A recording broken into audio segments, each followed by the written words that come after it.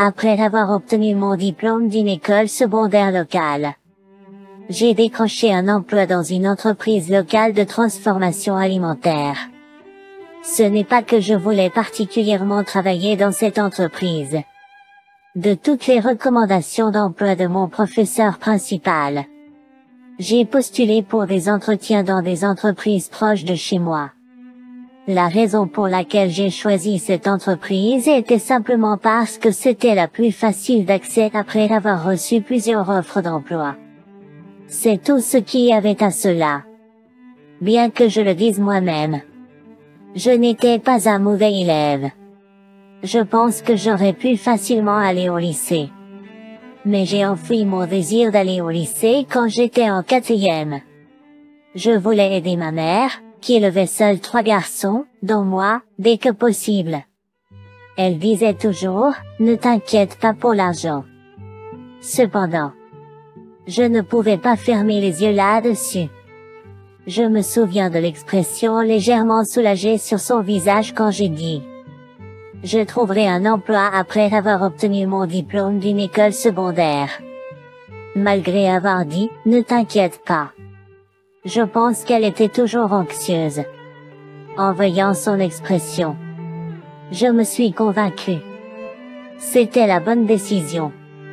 15 ans après avoir commencé à travailler, j'étais dans le service responsable du développement de nouveaux produits. Le service de planification de notre entreprise était admiré par de nombreux employés. C'était un poste convoité, pas facilement attribué à n'importe qui. Pourquoi un diplômé de l'école secondaire comme moi a été affecté à ce service? C'était un mystère pour moi. Si je devais deviner, ce serait peut-être parce que j'ai suivi les conseils d'un collègue quand j'ai commencé. Il m'a enseigné l'importance d'avoir un but dans mon travail. Finalement, il est devenu quelqu'un que j'admirais. Le conseil qu'il m'a donné était de travailler dur dans tout ce que vous pouvez faire maintenant. J'ai suivi ce conseil même après avoir été affecté au service de planification. Cependant, les choses ont commencé à mal tourner ma 3e année là-bas. C'était lorsque Suzanne, une nouvelle gestionnaire, a été affectée à notre département. Elle avait 2 ans de moins que moi. Diplômée d'une prestigieuse université nationale et ayant un bilan de succès dans chaque département où elle a été affectée, elle a été promue au poste de gestionnaire à l'âge de 28 ans, une réalisation exceptionnelle dans notre entreprise, et respectée de tous. Aux yeux de tous, elle était la personne la plus réussie de l'entreprise. Ses consignes de travail étaient précises, et elle traitait tout le monde de manière égale, donc elle était admirée de tous. Pourtant, pour une raison quelconque, nous ne nous entendions tout simplement pas. Je n'avais aucune idée pourquoi. Mais j'avais l'impression d'être sa cible. Ce n'était pas juste une impression. Avant que je m'en rende compte, mon rôle au travail s'était réduit à prendre des commandes de déjeuner et à nettoyer. Il n'y a pas de travail pour quelqu'un qui n'a qu'un diplôme d'études secondaires. Qui ne fait pas partie de ce département. Suzanne me l'a même dit en face. Franchement, j'étais comme de l'air dans le service de planification. Bien sûr, je voulais montrer des résultats dans mon travail. Cependant, je n'ai même pas eu la chance de le faire. Le conseil de travailler dur dans tout ce que vous pouvez faire maintenant semblait sans rapport. 6 mois après l'arrivée de Suzanne au service de planification, je travaillais seul au bureau un jour férié. Dans notre entreprise, les employés se relayaient pour répondre au téléphone les jours fériés. Ce jour-là, c'était mon tour. Ce n'était pas une coïncidence. Suzanne m'avait personnellement demandé, « John, viens travailler le jour de ton prochain congé. » Sa manière de parler était polie mais insincère. Je l'ai compris. Je m'étais préparé à travailler pendant les vacances il y a longtemps. Ce jour-là était le jour de son mariage. J'étais le seul du service de planification à ne pas avoir été invité. C'était il y a environ 3 mois. Quand je suis arrivé au travail, J'ai remarqué quelque chose. Il y avait des enveloppes sur le bureau de tout le monde. Eh bien, pas celui de tout le monde. Pour être précis, tout le monde sauf moi. Au début, je ne savais pas ce que c'était, mais j'ai compris après avoir entendu une collègue courir vers Suzanne avec de l'excitation dans sa voix. Félicitations. Ce serait un honneur d'y assister. Suzanne. Je parie que ta mariée sera magnifique. Il semblait que les enveloppes contenaient des invitations de mariage.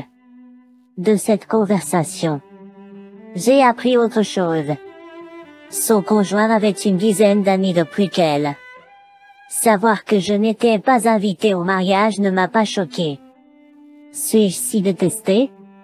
Je pensais, me sentant un peu déprimée. Le jour du mariage de Suzanne. J'avais vraiment hâte. Cela signifiait que je pouvais travailler sans ressentir sa surveillance constante. La vérité est, j'avais une idée pour un nouveau produit, inspiré par mes expériences de travail avec la collègue senior que j'admirais. J'avais prévu de faire une présentation ce jour-là. Je savais qu'elle pourrait ne même pas y penser, mais cela m'importait peu. Cela faisait des mois que je n'arrivais pas à travailler correctement et j'étais désespérée de libérer tout ce stress accumulé. Peut-être était-ce la libération soudaine du stress. Ce jour-là, je me sentais particulièrement vif, les idées pour le nouveau produit affluaient. Le fait qu'il y ait eu moins d'appels téléphoniques au bureau ce jour-là jouait également en ma faveur. Quand il était presque midi, le téléphone du bureau a sonné. J'ai répondu aux deuxième sonnerie. Bonjour. Future Food. John à l'appareil. J'ai attendu que l'appelant réponde. Mais il y avait du silence au bout du fil. Après quelques secondes, j'ai dit à nouveau. Bonjour. Future Food. Comment puis-je vous aider? C'est alors que j'ai entendu une voix familière. Bonjour. J'ai été surpris de la reconnaître. Je pouvais reconnaître quelqu'un même si elle ne disait pas son nom. C'était Suzanne. Est-ce que tout va bien? Et demandé prudemment. D'une voix faible, elle a dit. J'ai besoin que tu viennes ici tout de suite. Je suis resté momentanément sans voix car je ne m'attendais pas à une telle demande. Est-ce qu'il y a un problème? Elle n'a pas répondu à ma question mais a répété. S'il te plaît, viens tout de suite. Sa voix était plus claire cette fois mais toujours tremblante. Sachant que quelque chose de grave se passait. J'ai répondu. Compris. Je suis en route. Je suis passé par le bureau de la sécurité pour les informer que je devais partir en urgence et leur ai demandé de rediriger tous les appels pour le service de planification vers mon téléphone portable. Ensuite, je me suis dirigé vers la rue principale, et hélé un taxi et me suis rendu au lieu du mariage dont elle m'avait parlé. À mon arrivée, j'ai cherché Suzanne. Le mariage devait commencer dans 30 minutes. Je me suis dirigé vers la chambre de la mariée. Tu es en retard. En chemin, j'ai cru entendre une voix familière. Je me suis figé en me tournant vers la voix qui m'avait interpellé. C'était Robert qui se tenait là. C'était lui qui m'avait appris l'importance de travailler dur dans tout ce que l'on peut faire maintenant. Pourquoi es-tu ici? Ai-je demandé, surpris. Il a ri et a répondu. Mais quoi? Tu ne peux pas le dire à ma tenue. Je suis ici pour soutenir la mariée. J'étais encore plus étonné et j'ai demandé. Attends. Es-tu le partenaire de Suzanne? Il a fait signe affirmativement en disant. Oui. Eh bien, mettons de côté la longue conversation pour l'instant. Tu ne peux pas assister à un mariage dans cette tenue. Il y a un endroit de location à proximité. Va d'abord te changer. Il a dit en me poussant vers cela. J'étais dans un dilemme. Je n'avais pas été invité, alors comment pourrais-je y assister? Mais je n'ai pas été invité. J'ai protesté. Il a ri et a répondu. Nous avons une place pour toi aussi. J'étais totalement perplexe. Néanmoins, guidé par lui, je me suis dirigé vers le magasin de location. Après m'être changé en vêtements loués et m'être dirigé vers le lieu du mariage, je me suis interrogé. Et le cadeau de mariage? Je n'ai rien apporté. Puis Robert est réapparu. Tiens, prends ceci. Il a dit en me tendant une boîte cadeau. Est-ce que c'est?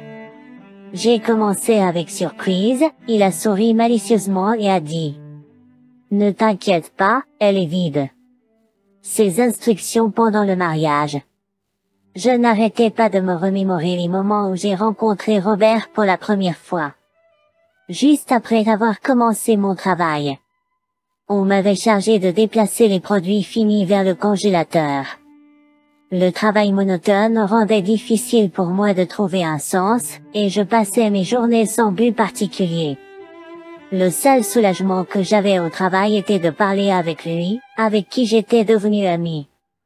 Robert, qui était dans l'entreprise depuis 3 ans, semblait juste cliquer avec moi. Je me souviens lui avoir demandé une fois, « Pourquoi es-tu si gentil avec moi ?» Il avait l'air surpris, comme s'il disait, « De quoi tu parles ?» Puis il m'a demandé à son tour, « Pourquoi m'admires-tu autant ?» J'étais déconcerté. Honnêtement, je n'ai pas pu bien articuler la raison. Je ne suis pas sûr, ai-je admis. Il a ensuite souri chaleureusement et a dit, « C'est exactement ça. » Parfois, il n'y a pas de raison pour les choses, et c'est en soi la raison.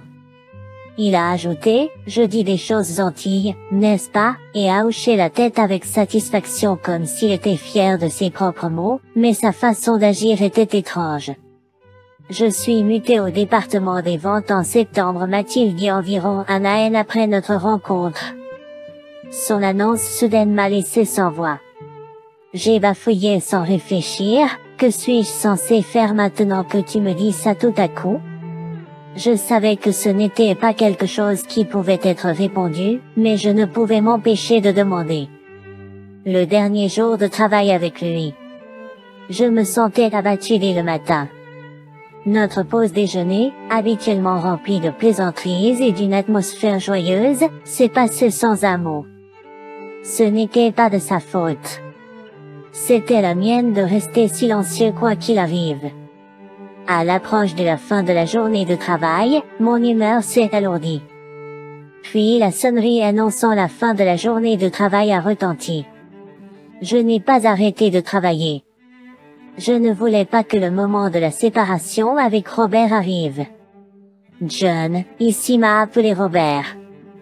Quand je me suis retourné, il me tendait une enveloppe. En vérifiant son contenu, les larmes ont rempli mes yeux et ont commencé à couler incontrôlablement. À l'intérieur se trouvait une photo de Robert et moi. Elle a été prise lors d'une sortie d'entreprise en journée. Sur la photo était écrit « Merci pour tout ». C'était amusant. J'ai lu le court message encore et encore dans ma tête. Plus je lisais, plus les larmes coulaient. C'est à ce moment-là qu'il m'a dit, « John, travaille dur à ce que tu peux faire maintenant. Cela ouvrira sûrement des chemins pour toi. » Pendant que je réfléchissais à ces pensées, le mariage touchait à sa fin.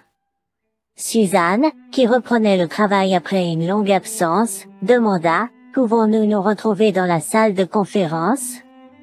Après avoir reçu l'enveloppe, elle me parla. Sans plus de conversation. Je la suivis, restant légèrement en retrait.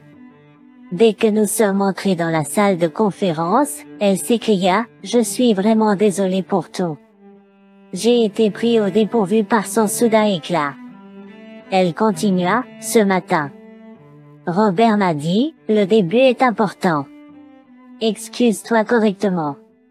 Je te dirai tout. » Je ai-je répondu, comprenant tout après avoir entendu son histoire. J'ai décidé de laisser tomber tout le traitement dur qu'elle m'avait montré jusqu'à présent. Son comportement dur envers moi était lié à mon petit frère, Lucas, qui avait 2 ans de moins que moi. Suzanne et Lucas étaient camarades de classe dans le même collège. Il s'avère que Suzanne ne pouvait pas battre Lucas en performance académique. Étant très compétitive, elle travaillait dur mais n'arrivait jamais aux notes de Lucas. Cela a dû être une source de frustration de longue date pour elle. Même en accédant au meilleur lycée de l'État et à une prestigieuse université nationale, cela n'a pas atténué ses sentiments de ressentiment. Et lorsqu'elle a été nommée manager du département de planification où je travaillais, ses sentiments de ressentiment envers Lucas ont refait surface. J'ai utilisé ma position de patronne pour te confier des tâches désagréables et faire des remarques désobligeantes. C'était du harcèlement de pouvoir complet. Je suis tellement désolée, a dit Suzanne, s'excusant et pleurant. Robert travaillait au département des affaires générales. Il savait que j'étais dans le département de planification depuis le début mais est resté silencieux pour éviter de mettre une pression inutile sur Suzanne. Il a révélé notre relation lorsqu'il créait le plan de table pour les invités du mariage. Vous avez un employé nommé John dans le département de planification, n'est-ce pas? C'est le gars que j'ai traité comme un petit frère. Entendre parler de moi. Suzanne paniqua, pensant que m'inviter au mariage révélerait comment elle m'avait traité. Mais elle ne pouvait pas avouer la vérité à Robert, donc son anxiété grandissait. Elle a expliqué sa relation avec moi à Robert seulement après être arrivée au lieu du mariage, juste après m'avoir appelé d'une voix tremblante. Je suis désolée pour le tort irréparable que j'ai causé, aurait dit Suzanne.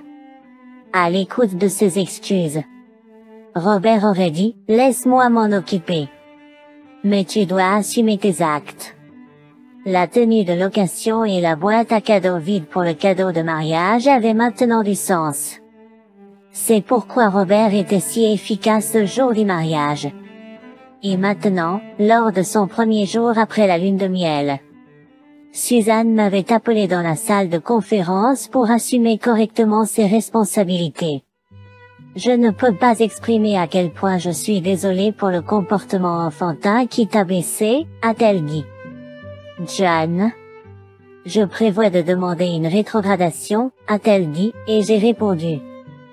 Pourriez-vous regarder d'abord les documents que j'ai préparés? Ils n'étaient pas prêts le jour de votre mariage, mais je les ai achevés à ma satisfaction au cours de la semaine passée. C'est le résultat d'un travail acharné sur ce que je peux faire maintenant, tout comme Robert me l'a appris. Elle a lentement fait signe de la tête. Je me demande quel en sera le résultat. Peu importe. J'ai hâte de le découvrir.